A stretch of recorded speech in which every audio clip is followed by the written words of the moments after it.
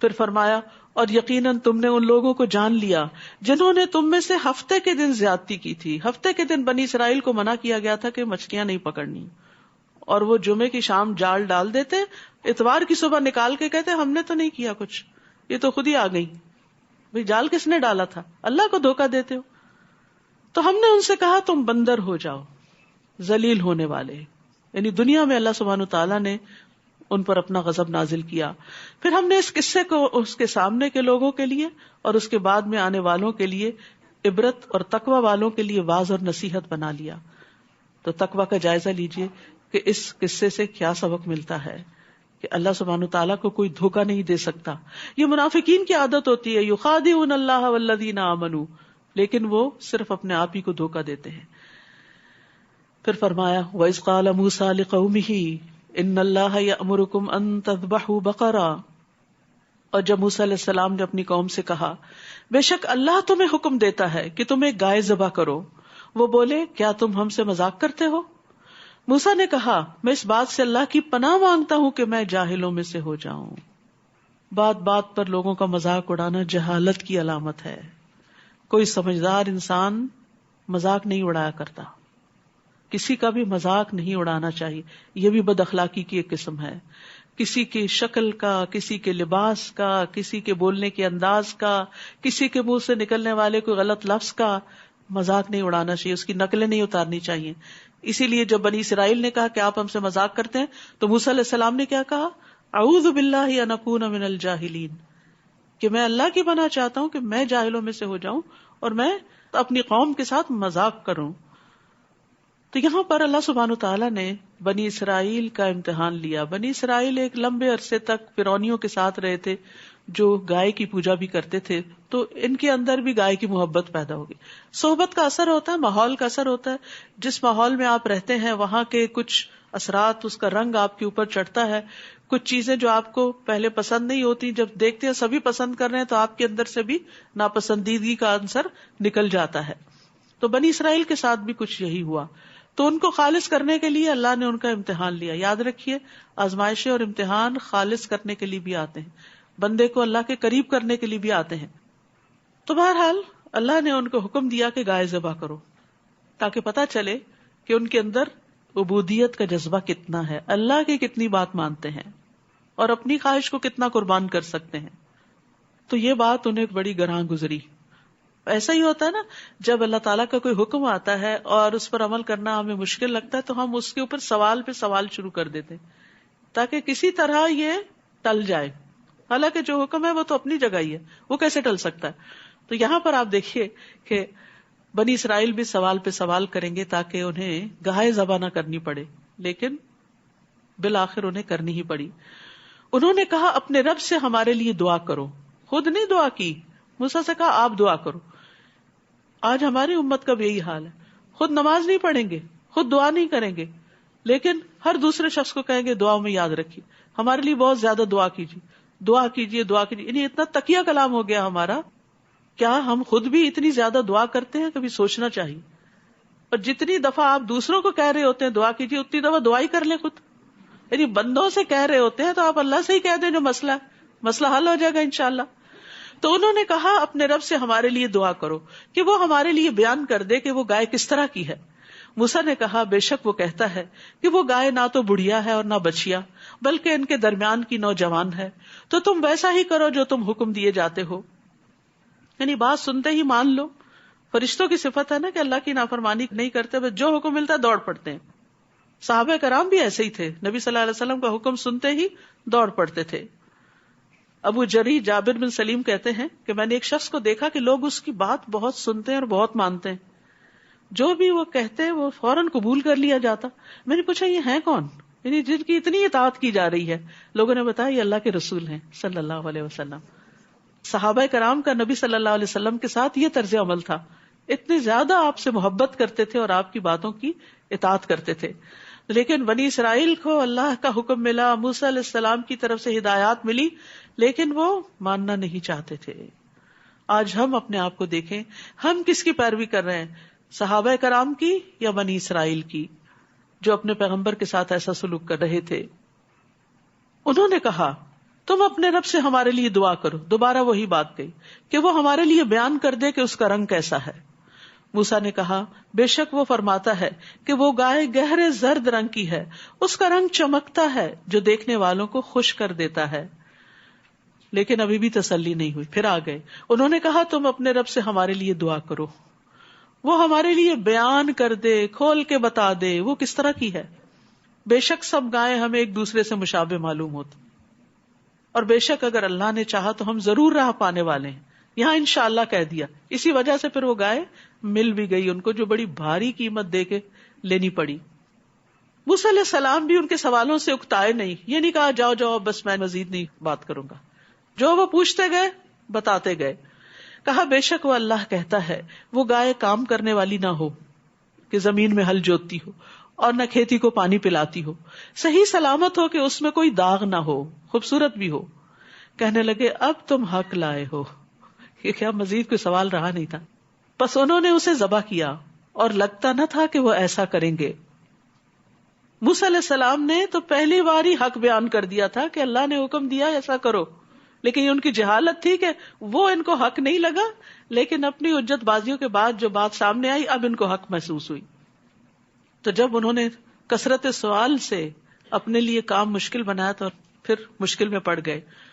جب انہوں نے اپنے اوپر سختی کی سوال کر کر کے تو اللہ نے بھی ان پر سختی کی, مزید شرائط بتاتے گئے. یہ گائے کیوں نہیں ذبح کرنا چاہتے تھے؟ کیونکہ یہ سمجھتے تھے کہ گائے ذبح کرنے سے کوئی آفت آ جائے گی, کوئی مصیبت پڑ جائے گی, کیونکہ ان کے دل میں گائے کی تقدس, اس کے احترام کا خیال تھا. تو معاملہ اس کے بالکل برعکس ہوا. انہی دنوں ان کی بستی میں ایک واقعہ پیش آیا کہ ایک شخص کو کسی نے قتل کر دیا اور قاتل کا کوئی پتہ نہیں مل رہا تھا. تو آپس میں ایک دوسرے پہ الزام تراشی ہو رہی تھی, لڑائی جھگڑا ہو رہا تھا. موسیٰ علیہ السلام کو اللہ تعالیٰ نے حکم دیا اور پھر انہوں نے آگے انہیں بتایا کہ تم اس گائے کا ایک حصہ جو ہے اس مقتول کے جسم پہ مارو. تو ایسا ہی کیا گیا. تو مقتول اٹھ کے بیٹھ گیا اور اس نے کہا مجھے فلاں نے قتل کیا. تو یہ گائے کا ذبح کیا جانا ان کے لیے باعث رحمت ہو گیا. تو اس سے کیا پتا چلتا ہے کہ انسان توہمات سے نکلے, جو اللہ تعالیٰ نے احکامات دیے ان کو خوشی سے کرے, کبھی نقصان نہیں ہوگا. وَإِذْ قَتَلْتُمْ نَفْسًا فَادَّارَأْتُمْ فِيهَا وَاللَّهُ مُخْرِجٌ مَا كُنْتُمْ تَكْتُمُونَ.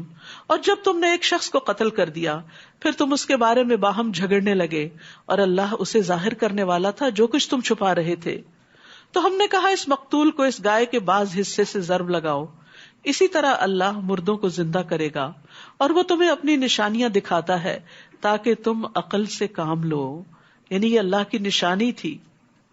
ثم قست قلوبکم من بعد ذلک فہی کالحجارہ او اشد قسوہ. پھر اس کے بعد تمہارے دل سخت ہو گئے گویا وہ پتھروں کی طرح ہیں, یا ان سے بھی زیادہ سخت, پتھروں سے بھی سخت. اور بے شک بعض پتھر تو وہ ہیں کہ ان میں سے نہریں پھوٹ نکلتی ہیں, اور بے شک ان میں سے کچھ ایسے ہوتے ہیں جو پھٹ پڑتے ہیں اور ان میں سے پانی نکل آتا ہے, اور بلا شبہ ان میں سے کچھ ایسے ہوتے ہیں کہ وہ اللہ کے خوف سے گر پڑتے ہیں, اور اللہ اس سے غافل نہیں جو بھی تم عمل کرتے ہو. یہاں دراصل 3 طرح کے پتھروں کی بات کی گئی جو 3 طرح کے انسانوں کو ریپرزینٹ کر رہے ہیں. پہلی قسم کے پتھر کیسے ہیں کہ جن سے نہریں پھوٹ نکلتی ہیں, اور یہ ایسی جگہوں پر ہوتا ہے جہاں پر زمین کے اندر بہت سا پانی جمع ہو جاتا ہے اور وہ اتنا زیادہ ہو جاتا ہے کہ اوور فلو کرنے لگتا ہے اور وہاں سے اسپرنگز پھوٹ پڑتے ہیں. تو بعض لوگ ایسے ہوتے ہیں کہ جن کے اندر خیر جمع ہوتی جاتی ہے, وہ نالج ایکیومولیٹ کرتے رہتے ہیں, علم حاصل کرتے رہتے ہیں, ان کے اندر نیکی کے جذبات ابھرتے رہتے ہیں, دین سے محبت آتی جاتی حتیٰ کہ وہ پھر ایسے نکلتی ہے کہ نہروں کی طرح, جس سے بے شمار لوگ فائدہ اٹھاتے ہیں. تو پتھروں کے بھی بہت فائدے ہیں, یعنی کچھ لوگ اس خیر کے حامل ہوتے ہیں. کچھ راکس ایسی ہوتی ہیں کہ جو پانی جذب کرتی رہتی ہیں اور ان کے اندر پانی چلا جاتا ہے, بڑی بڑی راکس ہوتی ہیں, اور جب ان کو کوئی بڑی چوٹ لگتی ہے, کوئی زلزلہ آتا ہے یا کوئی ایسا چیز ہوتی ہے تو ان کے اندر کریک ہو جاتے ہیں. جب کریک ہوتے ہیں تو ان کے اندر سے پانی پھوٹ نکلتا ہے اور چشمے بہہ جاتے ہیں. تو کچھ لوگ ایسے ہوتے ہیں جو جذب کرتے رہتے ہیں خیر کو, علم کو, لیکن وہ ذرا اور ڈیپ ڈاؤن اندر ہی ہوتا ہے, جلدی سپرنگز کی طرح باہر نہیں آتا, پہلی قسم کی طرح نہیں ہوتا. لیکن جب ان کی زندگی میں کوئی حادثہ آتا ہے, کوئی چوٹ پڑتی ہے, کسی چیز کی ضرب ان کو لگتی ہے, تو وہ کریک آتا ہے تو وہ ان کی خیر باہر آ جاتی ہے. اور تیسری قسم کے پتھر کون سے ہوتے ہیں کہ جب لینڈ سلائڈنگ ہوتی ہے, جب کوئی زلزلہ وغیرہ آتا ہے یا گریویٹیشنل پل کی طرف کوئی پتھر لڑکنے لگتا ہے تو وہ اللہ کی خشیت سے لڑک رہا ہوتا ہے. بظاہر اس کے وہ اسباب کے ساتھ ہی لڑک رہا ہے لیکن اس کے اندر بھی اللہ کی خشیت ہوتی. تو کچھ لوگ ایسے ہوتے ہیں کہ جو راکس کی طرح, پتھروں کی طرح بہت سٹبن نظر آ رہے ہوتے ہیں, لیکن پھر ان کے دل میں جب اللہ کا خوف آتا ہے تو اللہ کے آگے جھک جاتے ہیں, گناہوں سے توبہ کر لیتے ہیں. تو پتھر بھی آنسو بہاتے ہیں, پتھر بھی خیر پہنچاتے ہیں, پتھر بھی پانی نکالتے ہیں, اور پانی زندگی ہے, پانی سے ہر زندہ چیز پیدا ہوئی ہے. تو اسی طرح انسانوں کے بارے میں ججمنٹل نہیں ہونا چاہیے. ہو سکتا ہے آپ کا کوئی بچہ آپ کو راک کی طرح نظر آتا ہو کہ وہ آپ کی باتیں سن کے کوئی ریاکشن ظاہر نہیں کر رہا, کہیں سے اثر نہیں نظر آ رہا کہ اس کے اندر کوئی خیر ہے. لیکن کیا ہوتا ہے کہ فیملی میں کسی کی ڈیتھ ہو جاتی ہے یا آپ تربیت کرنے والے ہی دنیا سے چلے جاتے ہیں تو وہ ٹوٹ پڑتے ہیں اور ان کے اندر کی خیر باہر آتی ہے اور وہ بہترین انسان بن جاتے ہیں. تو کبھی بھی مایوس نہ ہو, خیر کے کام کرتے چلے جائیں. یہاں سے تربیت اولاد کی ٹپس لیں کہ آپ اچھے انسان تھے, آپ کو خیر ملتی رہی, اب آپ خیر بانٹنا شروع ہو گئے, لیکن ابھی آپ کے بچے اس معیار پہ نہیں. یعنی جو ماں دین کی طرف آ جاتی ہے اس کا کیا دل چاہتا ہے کہ بس بچے فوراً نمازی ہو جائیں, فوراً وہ مسجد جانا شروع کر دیں, وہ قرآن سمجھ لیں, وہ یہ کریں وہ کریں, نیکی کے بڑے بڑے کام کریں. لیکن بظاہر یوں لگتا ہے خون جگر جلا رہے ہیں, اثر کچھ ہو نہیں رہا. بالکل مایوس نہیں ہونا, وہ ابھی جذب کر رہے ہیں. ایک وقت آئے گا کہ وہ خیر باہر نکلے گی. خیر ہی لاتی ہے, خیر سے شر نہیں نکلتا. اگر آپ خیر بانٹ رہے ہیں, دوسروں کو دے رہے ہیں, گھر والوں کو دے رہے ہیں, آپ کا معاملہ اچھا ہے, آپ کا اخلاق اچھا ہے, آپ ان کی خیر خواہی چاہتے ہیں, تو یہ کیسے ہو سکتا ہے کہ ان کے اندر سے شر پھوٹے؟ آپ خیر کرنے والے رہیں, یعنی نیکی چھوڑے نہیں. یہ نہیں کہ بہت دعائیں مانگ لی, اب تو دعا قبول نہیں ہوتی, اتنا کچھ بتایا, اتنا کچھ سمجھایا, وہ میری تربیت کا کیا ہوا, وہ سب کچھ کہاں گیا, لگتا ہے کچھ فائدہ نہیں, بس میرا خیال ہے کہ میں اب اس کام سے باز ہی آؤں. نہیں, چھوڑنا نہیں, خیر عام کرتے جانا ہے, خیر کا ماحول گھر میں پیدا کرنا ہے. جو پتھر پانی جذب نہ کرے وہ نکالیں گے کہاں سے؟ تو پتھروں کی طرح سٹبن ہی صحیح, لیکن ان میں بھی خیر ہوگی انشاءاللہ. لیکن کچھ لوگ ایسے ہوتے ہیں کہ جو اس سے آگے کے درجے پہ چلے جاتے ہیں کہ جو اللہ کے آگے جھکتے نہیں, اللہ کی خشیت ان کے اندر نہیں آتی. تو اللہ تعالیٰ سے ہمیں دعا کرنی چاہیے کہ یا اللہ تو ہمارے دلوں کو سخت نہ کرنا, اور ہمیں اپنی آیات سے, اپنے قرآن سے نصیحت حاصل کرتے رہنے کی توفیق عطا فرمانا, اور ہمیں ہماری خواہشات کے شر سے بچانا. ابن قیم کہتے ہیں دل کو بگاڑنے والی 5 چیزیں ہیں. یعنی دل کہاں سے خراب ہوتے ہیں, کیونکہ یہاں دلوں کو پتھروں سے تشبیہ دی گئی ہے نا. دل کو بگاڑنے والی 5 چیزیں ہیں. لوگوں سے زیادہ گھل مل کے رہنا, ہر وقت سوشلائز کرنا, ہر وقت لوگوں کے بیچ میں ہونا. اس سے کیا ہوتا ہے کہ منہ سے کبھی کوئی بات نکلتی, کبھی کوئی. دوسرے خواہش پرستی, صرف وہ کام کرنا جو دل کو اچھے لگے. پھر اللہ کے علاوہ سے دلی تعلق زیادہ رکھنا, یعنی اللہ سے بڑھ کے کسی سے محبت کرنا, زیادہ کھانا, زیادہ سونا, یہ چیزیں دل کو بگاڑ دیتی ہیں. اور پھر جب دل بگڑ جاتا ہے تو جیسے انسان کا معدہ بگڑ جائے نا, وہ سونا بھی کھا لے تو اس کو فائدہ نہیں ہوتا, وہ ڈائجسٹ ہی نہیں کرتا. تو اسی طرح جب دل بگڑ جاتا ہے تو اچھی سے اچھی بات اس دل پہ پھر اثر نہیں کرتی.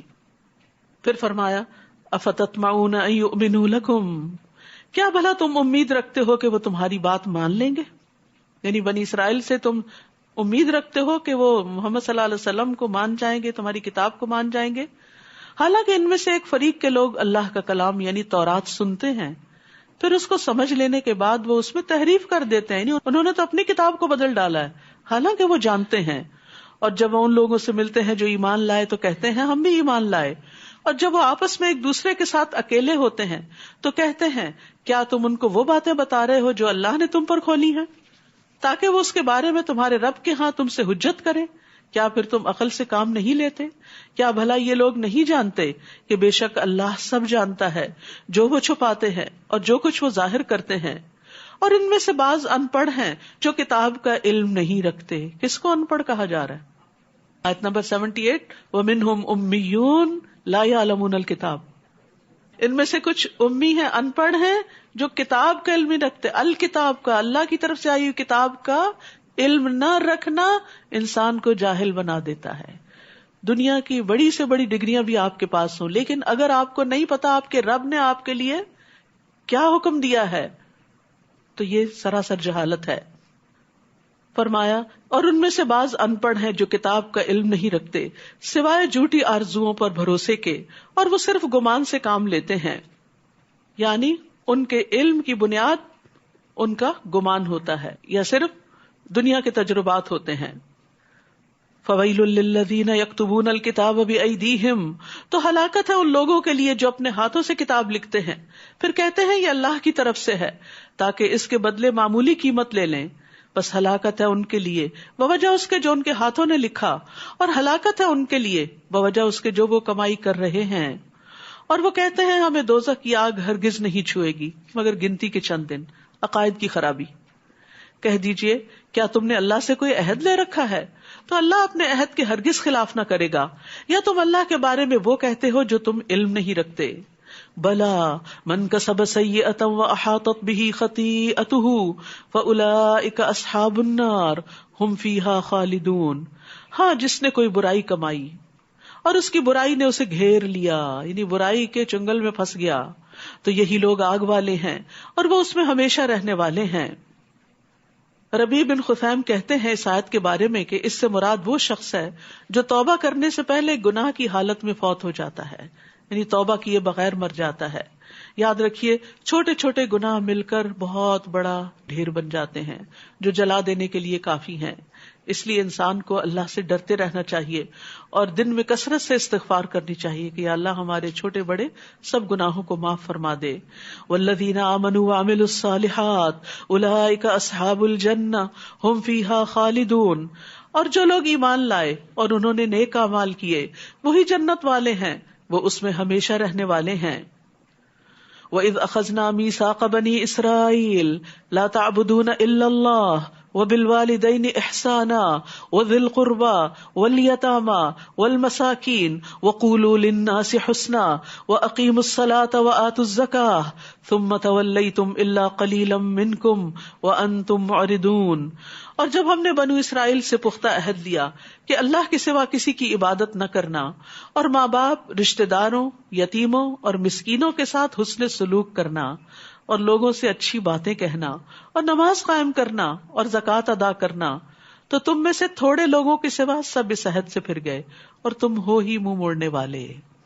بنی اسرائیل سے عہد لیا گیا، ہمیں کیوں بتایا گیا ہے کہ یہ بھی کرنے کے کام ہیں؟ کیا؟ صرف ایک اللہ کی عبادت، یہ اللہ کا حق ہے. اللہ کے بعد سب سے بڑا حق والدین کا ہے. کیا حق؟ کہ ان کے ساتھ احسان کیا جائے. اور احسان برابر کے جوابی بدلے کو نہیں کہتے کہ جیسا سلوک وہ کریں ویسا تم ان سے کرو. یعنی اگر وہ ڈانٹ کے بات کریں تو تم بھی ڈانٹ کے بات کرنا شروع کر دو، اور اگر وہ اچھے سے بات کرے تو تم بھی اچھی بات کرو. نہیں، والدین جو بھی کریں تم ان کے ساتھ اچھا ہی کرو گے.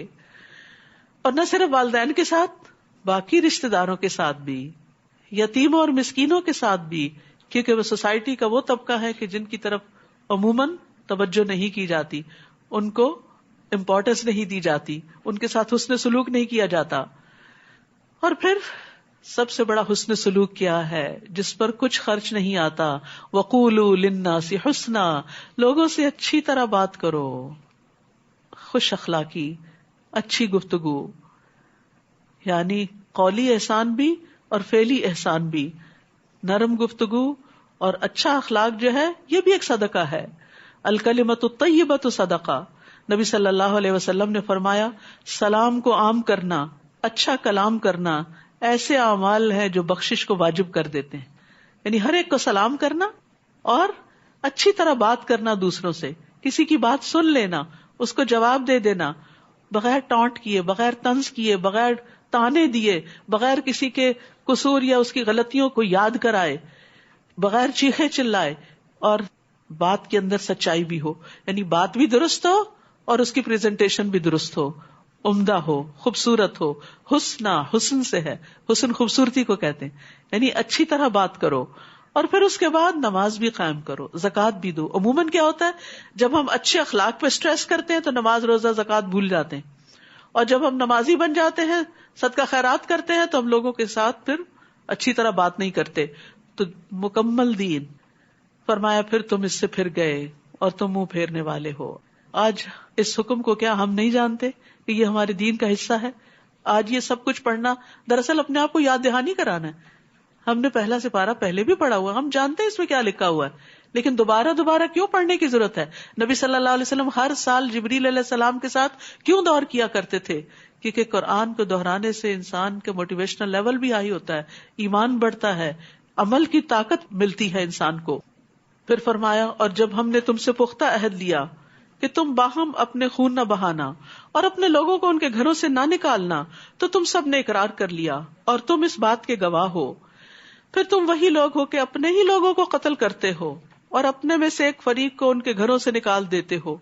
تم ان کے خلاف گناہ اور زیادتی کے ساتھ دوسروں کی مدد کرتے ہو، اور اگر وہ تمہارے پاس قیدی ہو کر آئیں تو فدیہ دے کر ان کو چھڑا لیتے ہو، حالانکہ ان کا نکال دینا ہی تم پر حرام کیا گیا تھا. کیا تم کتاب اللہ کے بعض حصے کو مانتے ہو اور بعض کا انکار کرتے ہو؟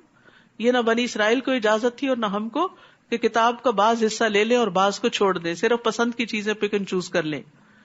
جو تم میں سے ایسا کریں گے ان کی سزا اس کے سوا اور کیا ہو سکتی ہے کہ دنیا کی زندگی میں رسوائی ہو اور قیامت کے دن وہ شدید ترین عذاب کی طرف لوٹائے جائیں. اور جو کام تم کرتے ہو اللہ اس سے ہرگز غافل نہیں. تو ایمان کا تقاضا کیا ہے کہ انسان پورے کا پورا دین میں داخل ہو، اپنے آپ کو پورے کا پورا اللہ کے سپرد کر دے. یہی وہ لوگ ہیں جنہوں نے آخرت کے بدلے دنیا کی زندگی خرید لی، بس نہ ان سے عذاب ہلکا کیا جائے گا اور نہ ہی وہ مدد دیے جائیں گے. اور بے شک ہم نے موسیٰ علیہ السلام کو کتاب دی اور اس کے بعد پے در پے رسول بھیجے، اور عیسیٰ ابن مریم کو کھلی نشانیاں دی، اور روح القدس جبریل علیہ السلام کے ذریعے ان کی تائید کی.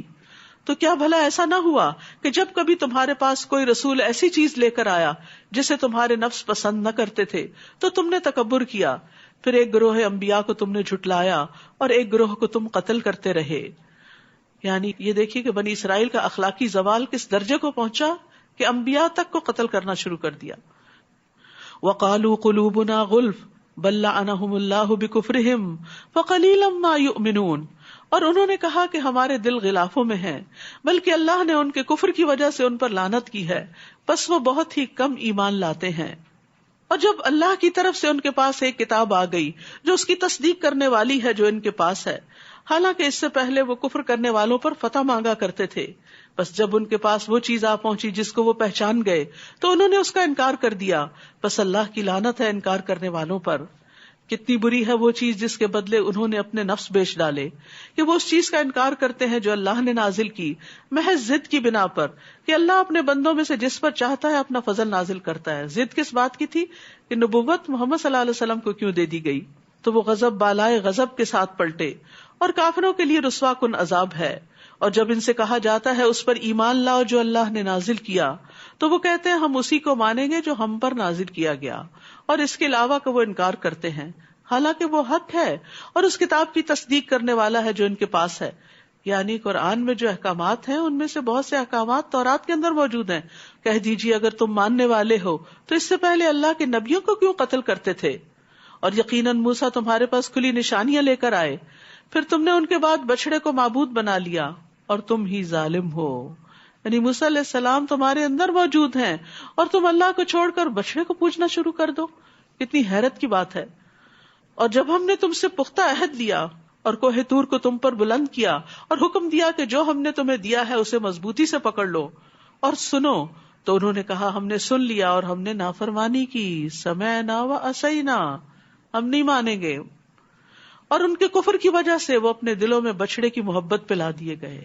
تو یاد رکھیے جب انسان اللہ تعالیٰ کا کوئی حکم نہیں مانتا تو اس کے بدلے کسی فتنے میں پڑ جاتا ہے، وہ ایسی چیزوں کی محبت میں گرفتار ہو جاتا ہے جس میں پڑھ کر وہ اللہ کو بھی بھول جاتا ہے اور اللہ کے احکامات کو بھی بھول جاتا ہے.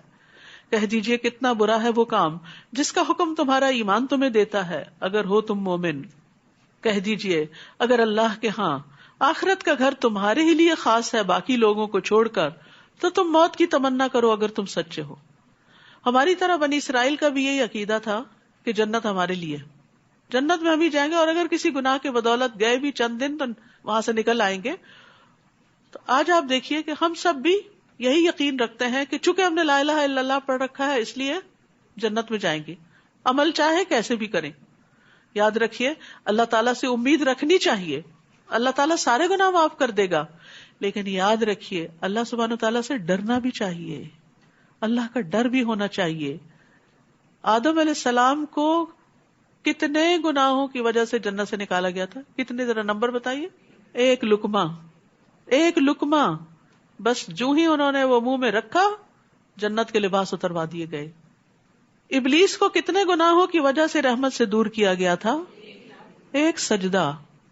اسی طرح حدیث میں آتا ہے کہ ایک شخص منہ سے کوئی ایسی بات نکالتا ہے جس کی وجہ سے وہ جہنم میں 70 سال کی مسافت پر چلا جاتا ہے. ایک غلط بات. ہم کتنے خطرے میں ہیں. میں مایوس نہیں آپ کو کر رہی، لیکن ہمیں اللہ سے ڈرتے رہنا چاہیے. اپنے اعمال کو بہت بڑی چیز نہیں سمجھنا چاہیے کہ ہم نے تو بہت کچھ کر رکھا ہے اس لیے جہنم میں تو وہ فلاں اور فلاں جائے گا، ہم تو جنتی ہیں. اور بڑے یقین سے کہتے ہیں ہم جنت میں جائیں گے تو ایسا کریں گے اور ویسا کریں گے. آپ کے پاس گارنٹی کیا ہے وہاں جانے کی؟ کیا اللہ کے حکم کو آپ اوور رول کریں گے، یا آپ اللہ تعالیٰ کو بتائیں گے کہ کس نے جنت میں جانا ہے اور کس نے جہنم میں؟ اس چیز سے منع کیا گیا ہے کہ ایسی زبان نہیں استعمال کرنی چاہیے. صرف اللہ ہی کے ہاتھ میں، جس کو چاہے گا معاف کر دے گا، جس کو چاہے گا سزا دے گا. اس لیے ہمیں اس کی طرف رجوع کرتے رہنا چاہیے، اس سے معافی مانگتے رہنا چاہیے، اور اپنی غلطیوں کا اعتراف کرتے رہنا چاہیے کہ اللہ ہم گناہ گار ہیں، ہم نے وہ گناہ جو جان بوجھ کر کیے اور وہ جو انجانے میں کیے تو سب کے سب ہم سے معاف فرما دے. اور وہ ہرگز اس کی تمنا کبھی بھی نہ کریں گے ان اعمال کی وجہ سے جو ان کے ہاتھ آگے بھیج چکے ہیں. اور اللہ ظالموں کو خوب جاننے والا ہے. اور البتہ آپ انہیں ضرور دیگر لوگوں سے بڑھ کر زندگی کا حریص پائیں گے، یہاں تک کہ مشرکوں سے بھی بڑھ کر. ان میں سے ہر ایک یہی چاہتا ہے کاش وہ 1000 سال عمر دیا جائے، حالانکہ اتنی عمر دیا جانا اسے عذاب سے بچانے والا نہیں. کوئی 1000 سال بھی جیے اور بعد میں مرے 1000 سال کا ہو کے، تو بھی اگر اس نے اللہ کو راضی نہیں کیا تو اللہ کی سزا سے نہیں بچ سکتا. اور اللہ خوب دیکھنے والا ہے جو بھی وہ عمل کرتے ہیں. قل من كان عدوا لجبريل فإنه نزله على قلبك بإذن الله مصدقا لما بين يديه وهدى وبشرى للمؤمنين. کہہ دیجئے جو کوئی جبریل کا دشمن ہے. بنو اسرائیل کہتے تھے کہ محمد صلی اللہ علیہ وسلم پر فرشتہ کون آتا ہے؟ جب بتایا گیا کہ جبریل، کہنے لگے ہم تو جبریل کے دشمن، کیونکہ جبریل ہم سزا لے کر آئے.